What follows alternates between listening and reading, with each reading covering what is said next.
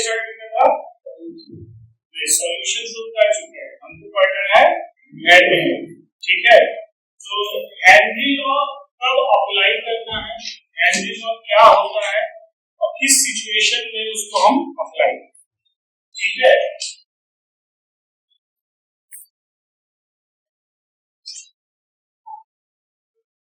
तो जो हेनरी है, साइंटिस्ट हेनरी है, उन्होंने सबसे पहले बताया था क्वांटिटेटिव एनालिसिस के बारे में। मतलब आपने पढ़ा है कि कोई भी गैस पानी में डिसॉल्व होती है, ठीक है, कितना प्रेशर लगाएंगे डिसॉल्व, ज्यादा प्रेशर की ज्यादा। तो ये जो साइंटिस्ट है हेनरी, इन्होंने क्वांटिटेटिव के पर्सपेक्टिव में बताया, मतलब कि कितनी गैस पानी में डिसॉल्व होगी, इसके बारे में कौन बताया, हेनरी। ठीक है, तो क्या चीज ज्यादा मेन इंपॉर्टेंट क्या था, कोई भी गैस पानी में या किसी भी सॉल्वेंट में कितनी डिसॉल्व होगी, इनके बारे में कौन बताया, हेनरी। सबसे पहले एक साइंटिस्ट इन्होंने बोला क्या कि the solubility of gas in any solvent is directly proportional to the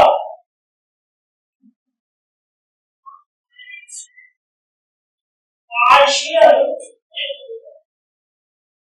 pressure of that gas above the liquid surface और लिक्विड या सॉल्वेंट सरफेस। ठीक है, उन्होंने सिंपल बताया, सिंपल यही कहने की कोशिश की कि सपोज करिए कि आपका इसमें क्या है, H2 या फिर आपका कोई क्या है, सॉल्वेंट। ठीक है, आपको कोई सॉल्वेंट है, इसके ऊपर क्या लगेगा, एटमॉस्फेरिक प्रेशर है, आपके एटमॉस्फेयर में गैसेस है उनका प्रेशर इसके ऊपर लगेगा। तो जितना उस गैस का प्रेशर है उतना ही तो गैस इस लिक्विड में डिसॉल्व होगा। ये बात किसने बोली, हेनरी। और इक्वेशन दिया, इक्वेशन में बोला कि EA is directly proportional to X. Partial pressure of that gas is directly proportional to the solubility of that gas in liquid. तो हमारा कोई एक कंपोनेंट है, सॉल्यूट है, वो ए नाम से उसको जाना जाता है, और वो किसमें डिसॉल्व होगा, वाटर में, यानी सॉल्वेंट में डिसॉल्व होगा। तो जितना ज्यादा प्रेशर लगेगा उतना ज्यादा डिसॉल्व होगा। तो एक और चीज हम लोग देख लेते हैं, सपोज करो कि पार्शियल प्रेशर है क्या, ये है क्या, बेसिकली है क्या, इसको समझो। सपोज करो आपका वैसा हमने क्लोज कर दिया, बंद कर दिया, और इसमें हमने भरा है H2 और इसको हीट किया कितने पे, 100 डिग्री सेल्सियस, और टेंपरेचर हमने मेंटेन रखा, चेंज नहीं किया, 100 डिग्री सेल्सियस पे इसको हीट कर। तो पहले क्या होगा, सरफेस के जो पार्टिकल है, ठीक है, जो सरफेस के जो पार्टिकल्स हैं वो क्या होंगे, वेपर में हम ऊपर जाने लगेंगे। सबसे पहले कहां से वेपर बनना होगा, सबसे जो टॉप लेयर है सरफेस की उससे वेपर बनना स्टार्ट होगा at 100 degree Celsius, exact 100 degree Celsius. उसके पहले तो वेपर नहीं बनेगा। जब 100 डिग्री सेल्सियस में पानी के सरफेस के जो पार्टिकल्स है वो वेपर बनेंगे, कुछ हिस्से में वेपर बनेंगे, कुछ हिस्से में वेपर क्या होगा, वापस लिक्विड में आ जाएंगे, और ये चलता रहेगा। एक समय आएगा कि इक्विलिब्रियम रीच होगा, एक समय आएगा क्या होगा, इक्विलिब्रियम रीच होगा। इक्विलिब्रियम रीच होने का मतलब क्या है कि जो आपका जितने अमाउंट में पार्टिकल्स ऊपर जा रहे हैं वेपर फॉर्म में, उतने ही अमाउंट में वेपर्स वापस कहां जा रहे हैं, लिक्विड में आ जा रहे हैं, वापस वाटर में आ जा रहे हैं। तो उसको क्या बोलेंगे, इक्विलिब्रियम अचीव मींस एट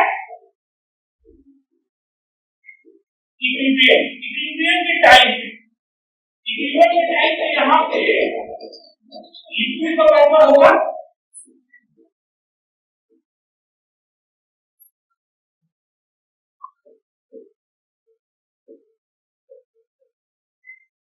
ठीक है, इक्विलिब्रियम के टाइम पे यहाँ पे जो लिक्विड है उसका वेपर डेवलप हुआ होगा और वो वेपर इस लिक्विड के सरफेस पे प्रेशर लगा रहा होगा। ताकि में जो भी आपने हीट किया था, हीट करने की वजह से वेपर डेवलप हो, एक इक्विलिब्रियम कंडीशन रीच हुई। इक्विलिब्रियम कंडीशन क्या रीच हुई? जितने अमाउंट के वेपर लिक्विड से हल्के ऊपर जा रहे थे उतने ही अमाउंट के वेपर वापस लिक्विड में आ रहे हैं, तो इक्विलिब्रियम रीच हो गया। इस कंडीशन पर ये वेपर इस लिक्विड पे जो प्रेशर लगाएगा उसको बोलेंगे क्या? Vapour pressure of liquid. क्या बोलेंगे? Vapour pressure of liquid. और बेसिकली क्या होगा? वो प्योर वेपर प्रेशर। क्या होगा? Pure vapour pressure. क्यों प्योर होगा? क्योंकि जो प्रेशर डेवलप हुआ वो सिर्फ और सिर्फ एक पर्टिकुलर लिक्विड की वजह से हुआ, एक से ज्यादा लिक्विड इसमें नहीं, कोई और चीज मिली नहीं। ये H2 की फॉर्म है, प्योर फॉर्म। तो आप उसको डिनोट करोगे P नॉट, इसे डिनोट करोगे मतलब प्योर वेपर प्रेशर को आप हमेशा P नॉट से डिनोट करते हैं। थोड़ा सा आइडेंटिफिकेशन हो जाता है कि ये पार्शियल वाला कैसा है और प्योर वाला कैसा है। तो यहाँ H2 का प्योर है, हम क्या लिखेंगे? H2 क्या बनाएंगे? Pure vapour pressure of H2। Clear हो गया? इसी तरह का हम बात करेंगे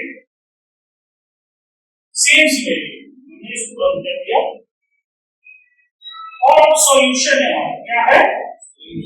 सॉल्यूशन किसका? A और B का। और इसको फिर से हमने हीट, ठीक है,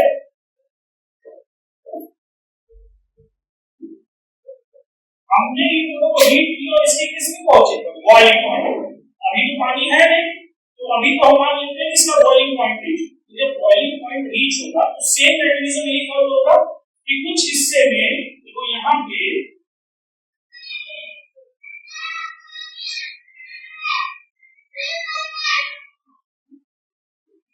A और B दोनों है और दोनों ही दोनों ऊपर जाएंगे, A भी जाएगा ऊपर और B भी ऊपर जाएगा और एक साथ में एक ही टाइम पे A भी नीचे आएगा और B भी नीचे। इस तरह करते करते इक्विलिब्रियम रीच होगा। मतलब जितने अमाउंट में A ऊपर जा रहा था उतने ही अमाउंट से वापस इक्विलिब्रियम, और जितने अमाउंट में B ऊपर जा रहा था वेपर बनके उतनी अमाउंट B वापस लिक्विड में। इस कंडीशन के ऊपर भी इक्विलिब्रियम रीच होगा। तो यहाँ पे जो वेपर्स होगा वो किसकी वजह से होगा? मतलब यहाँ पे जो प्रेशर होगा वो कैसा प्रेशर होगा? Total pressure. जैसे यहाँ टोटल प्रेशर लिक्विड के सरफेस पे लगेगा जैसे आप P नॉट H2 हो जाएगा, उसी तरह इस लिक्विड के सरफेस पे जो प्रेशर लगेगा वो Pt होगा। ठीक, और वो Pt किसके बराबर होगा? वो Pt Pa प्लस Pt के बराबर। मतलब इंडिविजुअल प्रेशर A का प्लस इंडिविजुअल प्रेशर B का।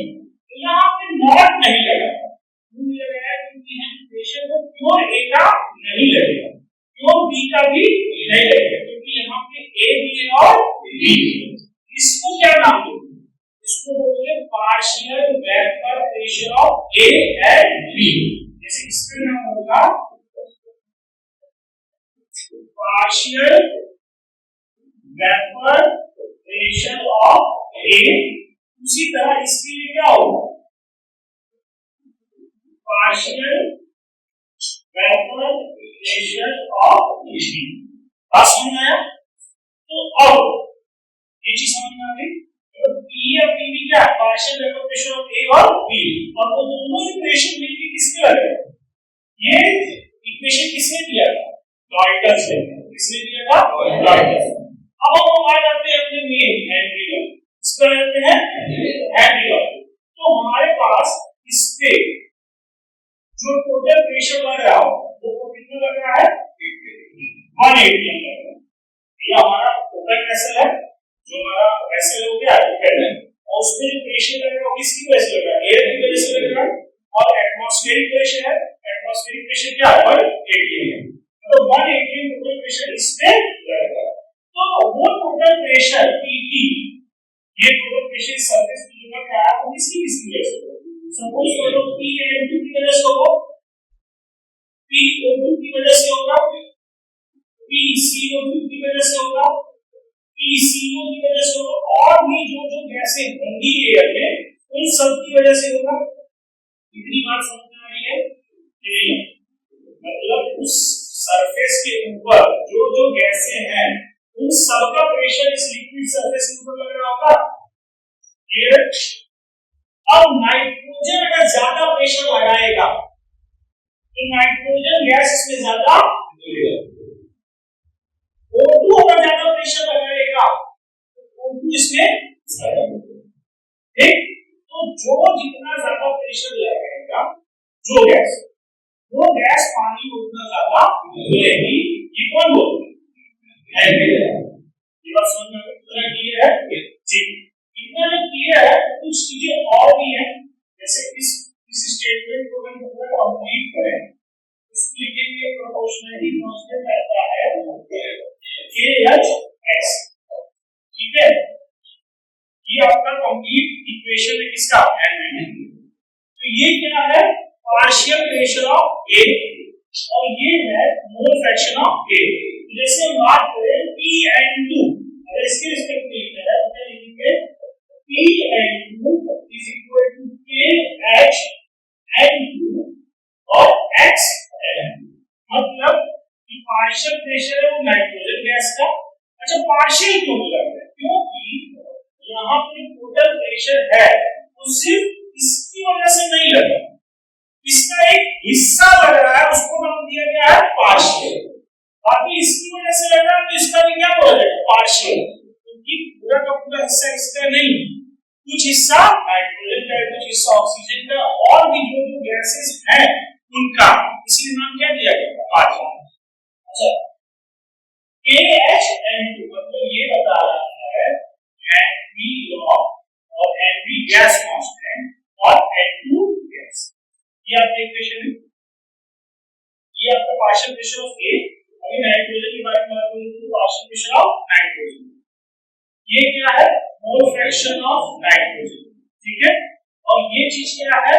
Henry law gas constant for nitrogen, यानी KH। इसकी बात करें KH, तो इसके नेचर के बारे में, इसके बारे में बात करते हैं। तो ये डिपेंड करेगा सॉल्यूट पे, डिपेंड करेगा, ये डिपेंड करेगा सॉल्वेंट पे, डिपेंड करेगा, ये डिपेंड करेगा टेंपरेचर पे। बात समझ में आया? अच्छा, सॉल्यूट पे डिपेंड करेगा इन द सेंस कि KH की वैल्यू अलग अलग सॉल्यूट के लिए अलग अलग, यानी CO2 का KH अलग होगा, ऑक्सीजन का KH अलग होगा, नाइट्रोजन का KH अलग होगा। तो इसलिए सॉल्यूट पे डिपेंड। दूसरा, सॉल्वेंट पे डिपेंड करेगा, मतलब अगर आप पानी की बात करें, वाटर की, तो वो उसका मतलब आपका सबसे पहला कौन सा? नाइट्रोजन का। तो नाइट्रोजन पानी में अगर घुलेगा उसकी पीएच की वैल्यू अलग होगी। अगर वही नाइट्रोजन बेंजीन में घुले उसकी पीएच की वैल्यू अलग होगी, और वही सेम नाइट्रोजन सेम अमाउंट में हेक्सेन में घुले तो अलग अलग। बात समझ में आया? तो ये सॉल्यूट पे भी डिपेंड करता है, सॉल्वेंट पे भी डिपेंड करता है, और टेंपरेचर पे भी डिपेंड करता है। एक चीज और, इस रिलेशन को हम देखें तो अगर मान लें P K H X से, तो अगर इसको मैथमेटिकली देखें, इसको अगर मान लें 10 तो 10 हम कैसे अचीव कर सकते हैं? 1 into 10 अचीव कर सकते हैं, 10 into 1 अचीव कर सकते हैं, और 5 into 2 अचीव कर सकते हैं, 2 into 5 अचीव कर सकते हैं। तो हमको ये चीज यहाँ से देखने को मिल रही है कि अगर एक चीज छोटी है तो दूसरी पे अपने आप बढ़ रही है, एक चीज बड़ी है तो दूसरी चीज छोटी होगी। तो इससे हम कह सकते हैं कि जिस भी गैस का pH ज्यादा होगा, जिस भी गैस का pH ज्यादा होगा उसकी सॉल्युबिलिटी कम होगी। समझ में आ रहा है? जिस भी गैस का pH क्या होगा? ज्यादा होगा, उसकी सॉल्युबिलिटी कम हो जाएगी। ये सिंपल मैथ का भी तुम हमको समझो, ठीक है? इसकी ग्राफ भी देख लेते हैं, कुछ ग्राफ के बेस पे क्वेश्चन पूछ लेते हैं।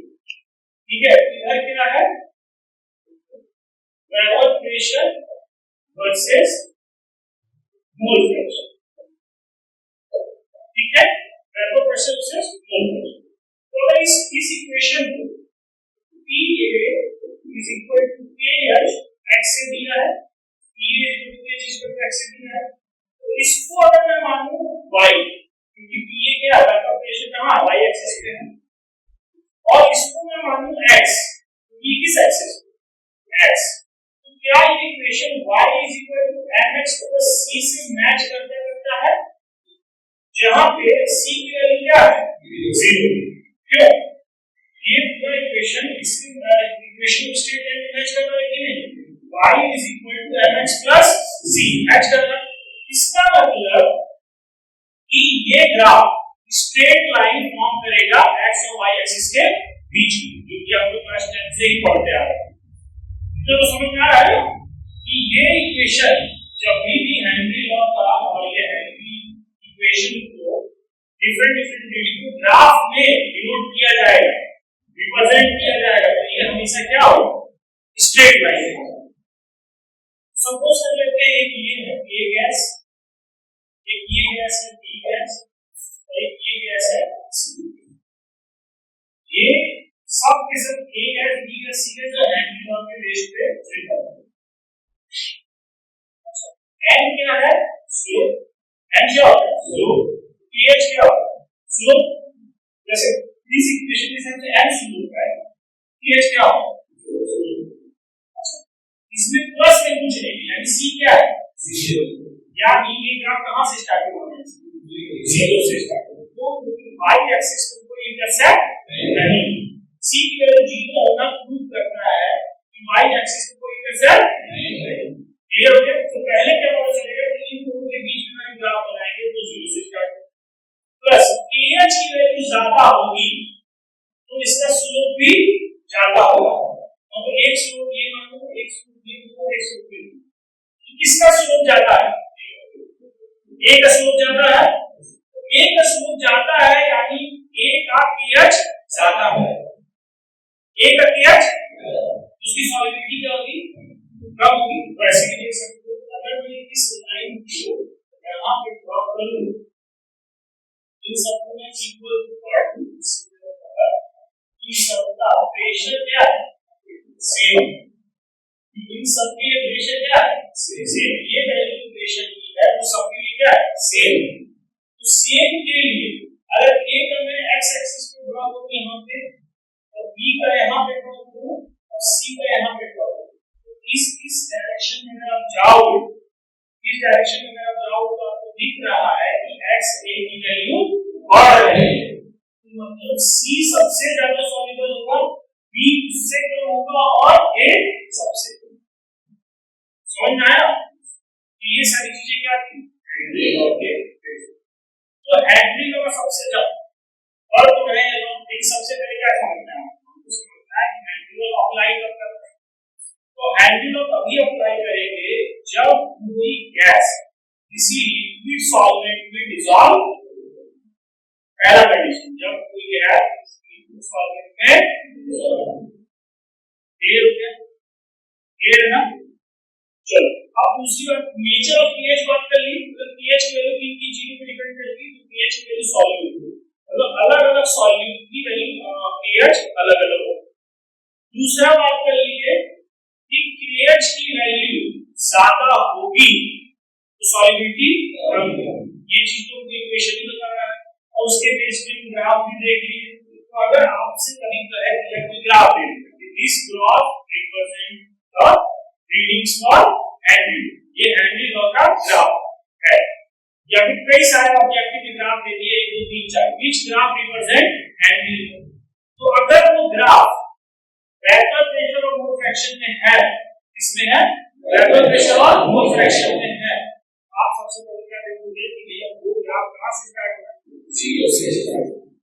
दूसरी चीज आप क्या देखोगे, ये स्ट्रेट लाइन होना चाहिए, ठीक, अब इसी ग्राफ को तो कुछ भी कर सकते हैं, यहां लॉग लगा दिया, यहां लॉग लगा दिया, तो ग्राफ की वैल्यू चेंज हो जाएगी, वो लॉग में दिया हो और आप कोई हेनरी लॉग को पढ़े नहीं, बात सुना है, जैसे मैं एग्जांपल ले लूं, ये होगा है इनमें से कौन सा ग्राफ हेनरी लॉ को रिप्रेजेंट है।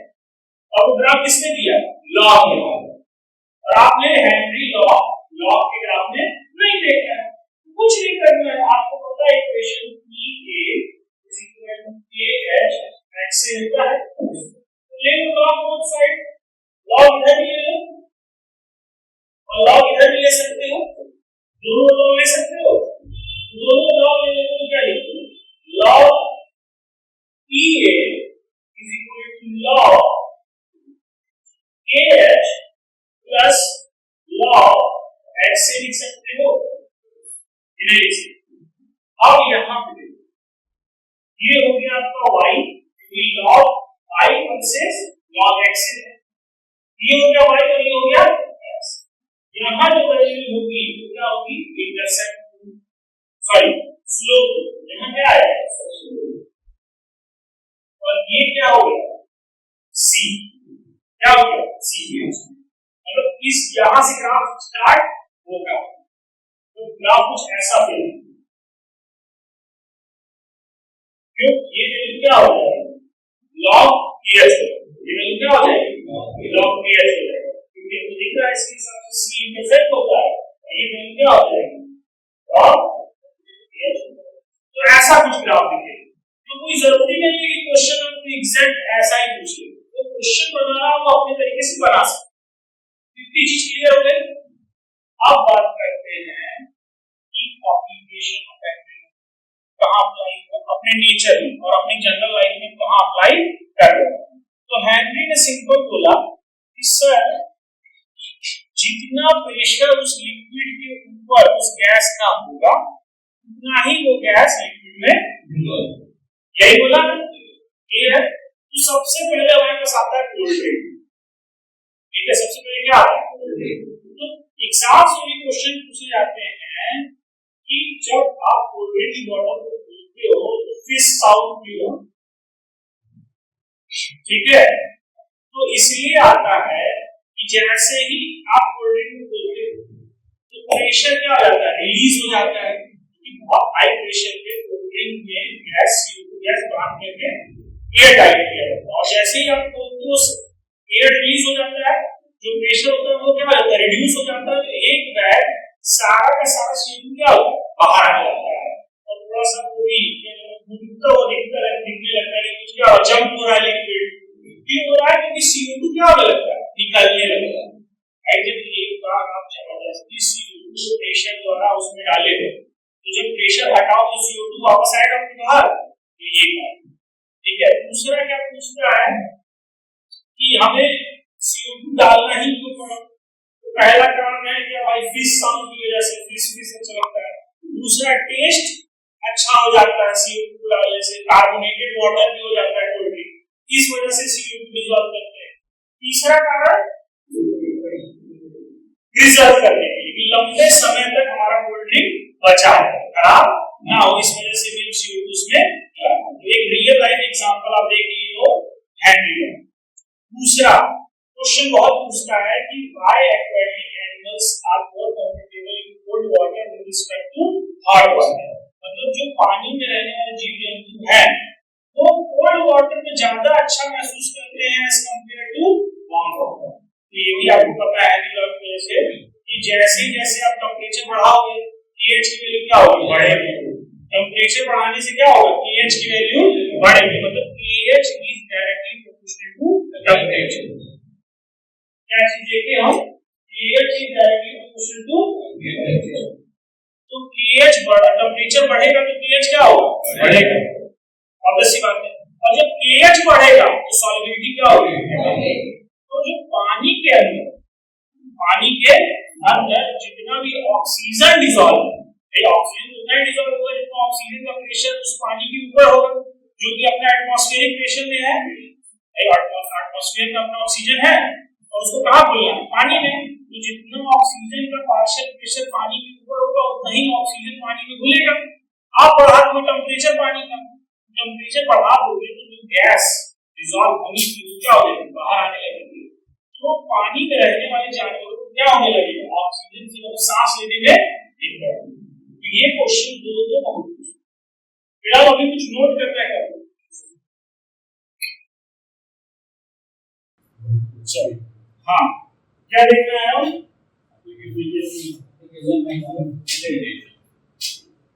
एप्लीकेशन ऑफ एनवीज तो पहला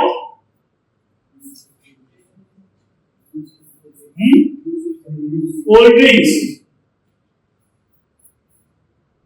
इन beverage and beverage में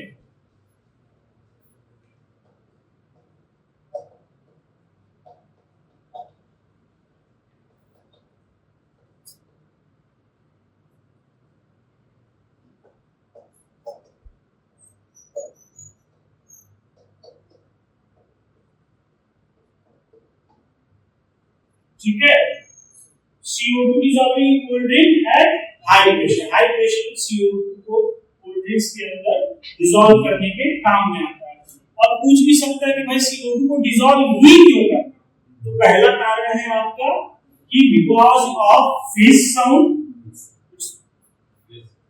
अच्छा लगता है ठीक दूसरा इंप्रूव टेस्ट कोल्ड ड्रिंक का टेस्ट को इंप्रूव कर देता है और तीसरा प्रिजर्व करता है for long duration you can keep the cold drink as it is बहुत समय तक आप कोल्ड ड्रिंक को ऐसे रख सकते हो बचा के इस वजह से CO2 यूज किया जाता है ठीक है क्लियर दूसरा एप्लीकेशन है dissolving O2 in water dissolving O2 in water पानी में ज्यादा घुले इससे क्या है हॉट वाटर और कोल्ड वाटर तो सिंपल सी बात है कि हम क्या प्रेफर करेंगे कोल्ड वाटर जिसमें ऑक्सीजन डिसॉल्व हो हॉट वाटर प्रेफर नहीं करेंगे क्या नहीं करेंगे और इसके बेस पे क्वेश्चन बहुत पूछता है अक्सर पूछता है तीसरा मिक्सिंग अच्छा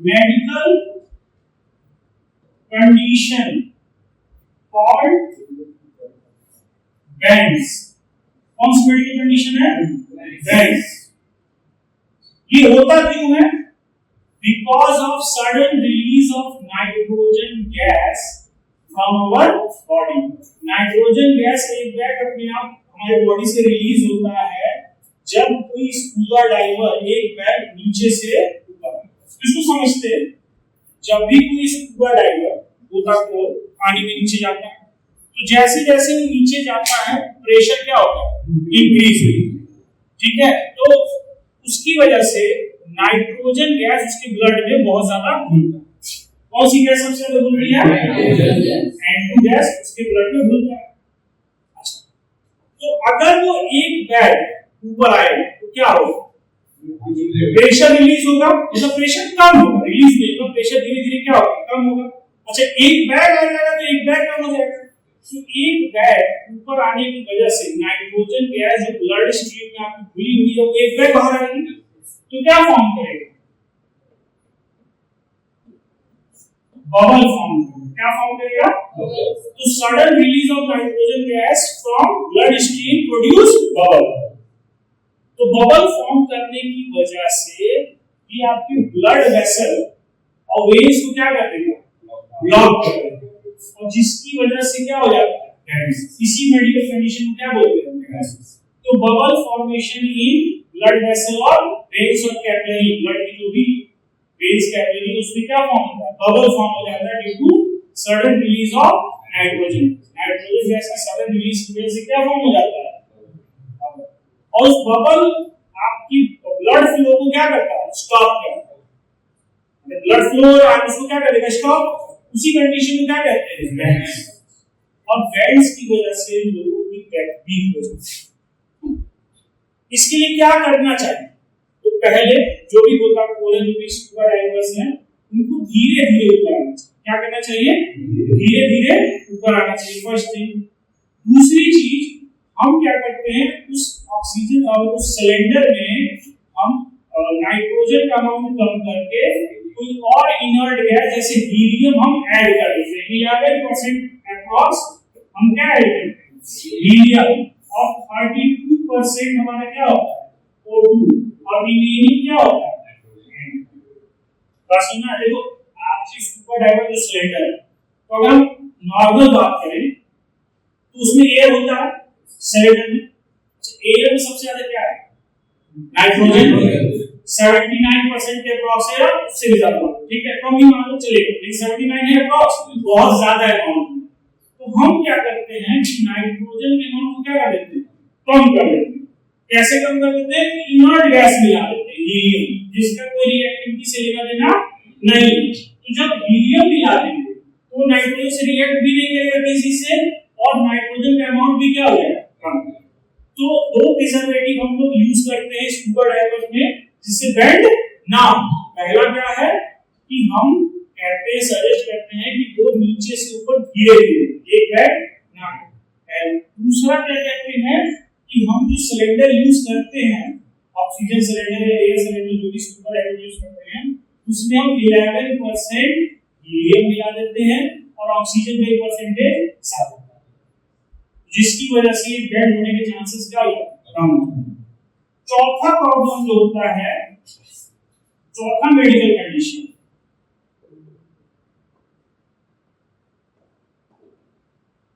क्या होता है एनॉक्सिया। क्या कहते हैं, तो एनॉक्सिया में क्या होता है कि आप जैसे जैसे हायर एल्टीट्यूड पे जाते हैं, सिंपल सा है, सब हेनरी लॉ के ही प्रिंसिपल पे काम कर रहा है, कुछ भी अलग। उन्होंने क्या कहा था कि सर जो भी चीज जितना ज्यादा लिक्विड सरफेस के ऊपर जिस गैस का प्रेशर होगा उतना ज्यादा वो गैस लिक्विड में घुलेगी। तो ब्लड में हमारे ऊपर जितना ज्यादा एयर का प्रेशर होगा वही एयर हमारे ब्लड स्ट्रीम में घुसेगा जाएगा। भाई सांस लेते हैं अल्टीमेटली उसी कारण ब्लड स्ट्रीम में जाता है। तो आप जैसे जैसे नीचे से ऊपर जाओगे, जैसे जैसे आप हाई एल्टीट्यूड पे जाओगे, जब आप हाई एल्टीट्यूड पे जाओगे तो जो प्रेशर होगा वो धीरे धीरे क्या हो जाएगा कम होने लगेगा।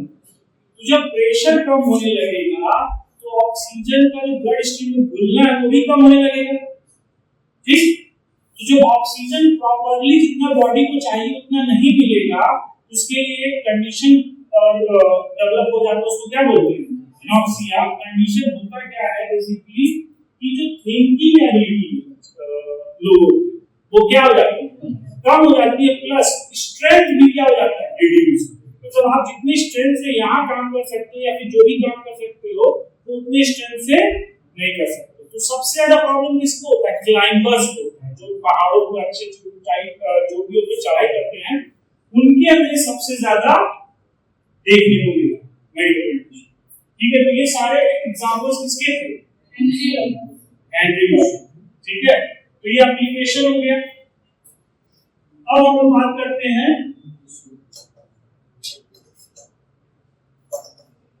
लिमिटेशंस, मतलब हम कहां हेनरी लॉ अप्लाई नहीं करेंगे, ठीक है। तो पहला एट वेरी हाई प्रेशर, जब प्रेशर बहुत ज्यादा होगा तब हम हेनरी लॉ अप्लाई नहीं करेंगे। कारण क्या है कि जब आप प्रेशर बहुत ज्यादा हाई करोगे, पहला कारण मॉलिक्यूल जो गैस के वो बहुत पास आ जाएंगे तो उनके बीच में लगने वाला फोर्स ऑफ अट्रैक्शन ज्यादा हो जाएगा, और फोर्स ऑफ अट्रैक्शन ज्यादा हो जाएगा तो केस नॉन आइडियल, इसका केस हो जाएगा नॉन आइडियल, तो हेनरी लॉ काम नहीं, ठीक। अच्छा, इसी में दूसरा कारण क्या है कि समहाउ ऐसा भी हो सकता है कि गैस क्या हो जाए लिक्विफाई हो जाए, गैस क्या हो जाए लिक्विफाई हो जाए। तो भैया हेनरी लॉ तो अप्लाई होगा ना, जब किसी गैस को डिसॉल्व करना है, किसी लिक्विड को लिक्विड में नहीं डिसॉल्व करना है, गैस को लिक्विड में डिसॉल्व करना है। तो प्रेशर क्या नहीं होना चाहिए, बहुत ज्यादा हाई नहीं होना चाहिए। Henry law will not work at high pressure, ठीक है। should not be high, pressure high pressure high नहीं होना चाहिए। दूसरी बात करते हैं, दूसरा temperature should be not too low, temperature not be too low. जो टेम्परेचर है, जिस टेम्परेचर पे जो केएच डिपेंड है, तो टेम्परेचर क्या है, बहुत कम नहीं होना चाहिए। ठीक है, तो होगा क्या बेसिकली, जरूरत से जैसे लो टेम्परेचर पे आपको पता है कि गैस जरूरत से ज्यादा क्या होने लगेगी, डिसॉल्व होने लगेगी, तो उस जगह भी हेनरी लॉ क्या फेल हो जाएगा, मतलब जो रीडिंग्स आएंगी वो एक्यूरेट नहीं। तीसरा है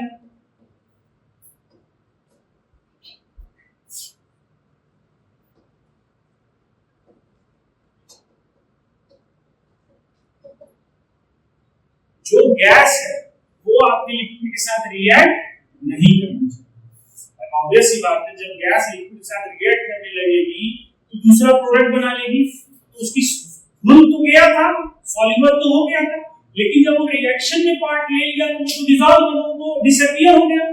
तो हेनरी लॉ के हिसाब से उसका अमाउंट लिक्विड में क्या हो जाएगा, कम।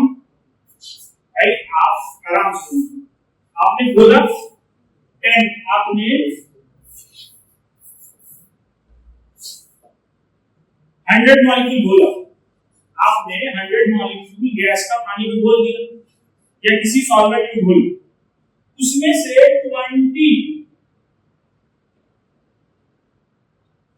20 मॉलिक्यूल क्या की रिएक्ट, तो हेनरी लॉ के हिसाब से वो 100 मॉलिक्यूल आए, लेकिन है नहीं तो 100 और 100 कितने हो गए, 80 हो गया, हेनरी लॉ फेल हो गया। बात नहीं समझ में आई? तो इसलिए उनपे भी हम हेनरी लॉ नहीं लगा सकते जो गैस सॉल्वेंट से रिएक्ट। क्लियर होगा? चौथा पॉइंट बहुत important, dissociation and association. Gas should not dissociate or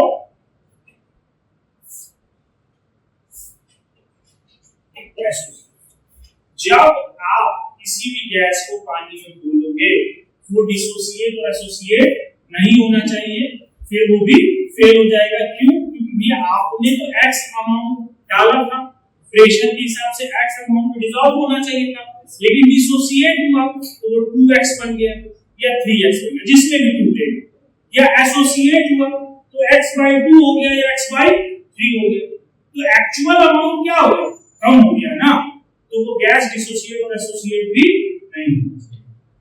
तो इतनी सारी चीजें किससे रिलेटेड है, हेनरी लॉ से है। I hope it will help you guys all, ये चीजें आपको हेल्प भी करेगी। और मैं बता दूं, मतलब आप कोई भी कॉम्पिटिटिव एग्जाम दोगे, चाहे नीट हो चाहे जेईई, इससे बाहर हेनरी लॉ से कुछ नहीं पूछेगा नहीं, कुछ है नहीं इसके बारे में क्या जानना। अब करते हैं कुछ क्वेश्चंस जिसके बेस पे हम लोग क्या है हेनरी लॉ को अच्छे से समझ सकते। ऐसा कोई पॉइंट है जो पॉइंट आपको समझ में नहीं आया वो पूछ सकते, समझ में आ गया ना हेनरी लॉ? जी नोट कर लो।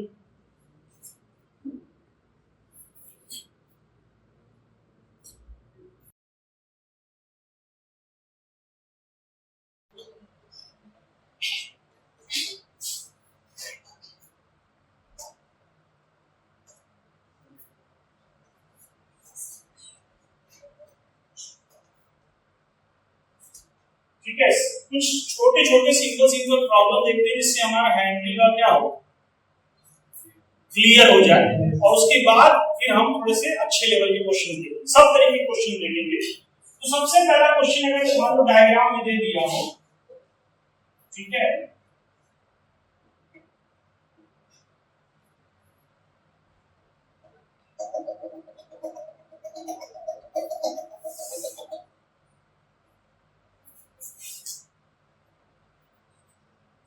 ठीक है, ये डायग्राम से दिया है,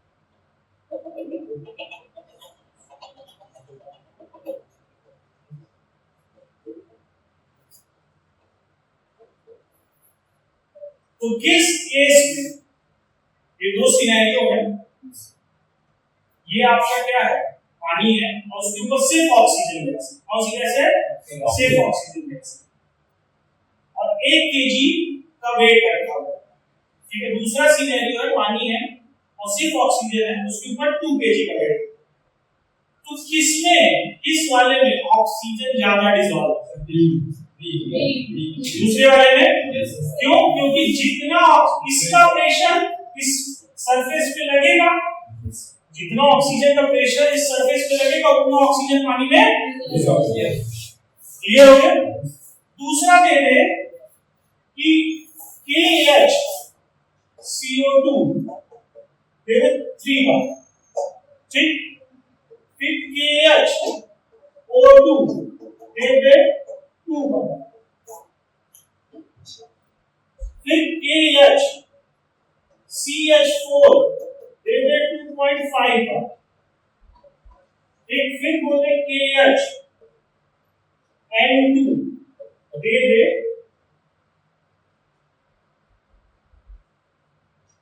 2.9। ये सब हाइपोथेटिकल रीडिंग्स हैं, कोई परफेक्ट रीडिंग नहीं है, ये सिर्फ आपको एक्सप्लेन करने की कोशिश की है। तो 4 डिफरेंट गैस हैं और 4 डिफरेंट गैस की KH वैल्यू दी, क्या दी है, तो बोलेगा कि इनमें से सबसे ज्यादा डिसॉल्व कौन होगा, सॉल्युबिलिटी सबसे ज्यादा किसकी है, सबसे ज्यादा सॉल्युबिलिटी O2, सबसे ज्यादा सॉल्युबिलिटी होगी CO2 की, जो कि सबसे ज्यादा, सॉरी नहीं, CO2 की नहीं होगी। क्या पढ़े हो, जितना ज्यादा प्रेशर उतना ज्यादा सॉल्युबल, लेकिन KH के रिस्पेक्ट में क्या पढ़े हो, जितना ज्यादा KH की वैल्यू उतनी कम सॉल्युबिलिटी। तो हमको क्या देखना होगा, सबसे ज्यादा घुलना, तो सबसे ज्यादा घुलने के लिए क्या देखना होगा, सबसे कम KH, क्या देखना होगा, तो सबसे कम KH किसका है, O2, ठीक है, 2 बार, तो सबसे ज्यादा कौन डिसॉल्व होगा, क्लियर हो गया, आसान है। अच्छा, इसमें और भी क्वेश्चन पूछ सकता है, सपोज करो फॉर अ गैस X, तो ये गैस X, ठीक है, और एट 180, ठीक है,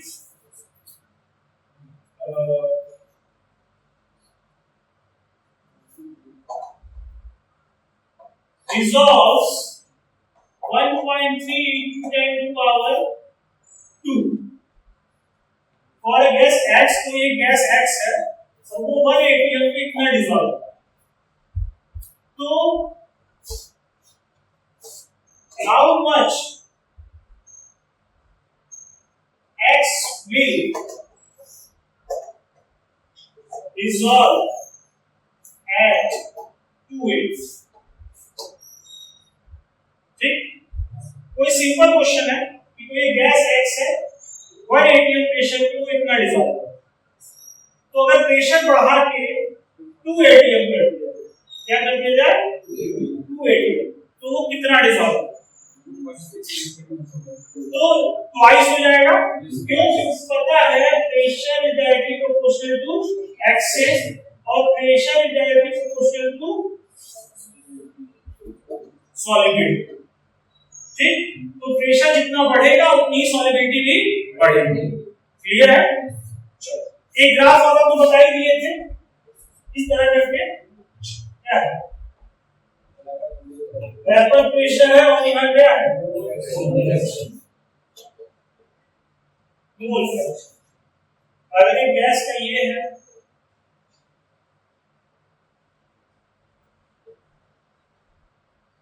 ये A B C ऐसे, ये आपका मान लो CO है, ये N2 है, ये CO2 है और ये O2 है,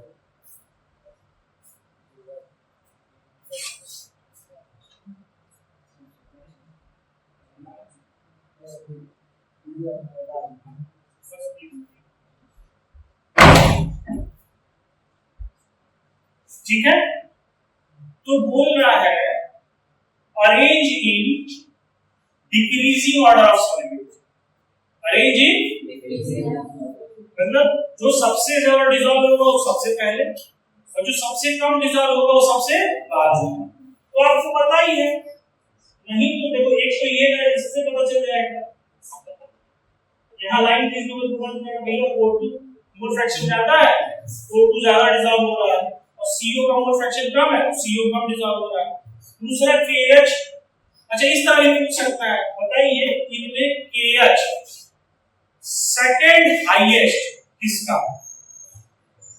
क्या पूछ सकता है, KH की वैल्यू सेकंड हाईएस्ट किसकी होगी, तो इसमें सबसे सेकंड जो सबसे कम डिसॉल्व हो वो कौन होगा, तो सेकंड हाईएस्ट KH की वैल्यू किसकी होगी, इस तरीके से क्वेश्चन पूछो तो आप सब चीज देख ही रहोगे, कांसेप्ट क्लियर रहेगा तो समझ जाएगा।